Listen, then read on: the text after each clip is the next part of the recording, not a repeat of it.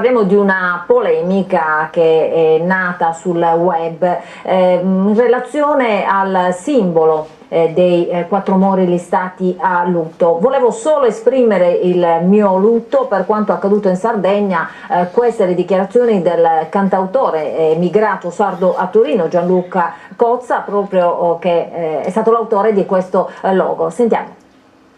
Quinto Moro è il mio nome d'arte da più di 15 anni, è un marchio depositato soprattutto che io uso in moltissime occasioni. Di solito lo adatto in base alle situazioni, per esempio a Natale tolgo il moro centrale e metto Babbo Natale,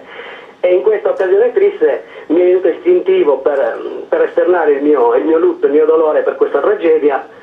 mettere il nastro nero nel mio logo. Ma la cosa curiosa è che appunto io ho pubblicata come immagine del mio profilo su Facebook e nel giro di un'ora ce l'aveva già mezzo web, il giorno dopo il web era invaso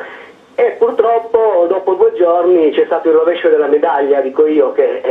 qualcuno ha ben pensato di spargere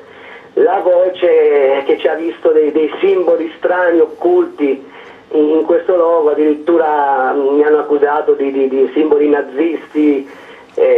addirittura chi ci vede un mirino, i mori girati al contrario, terrorizzati che cercano di scappare, insomma le ipotesi più disparate, però mi sta creando non pochi problemi questa cosa, perché mi hanno sommerso di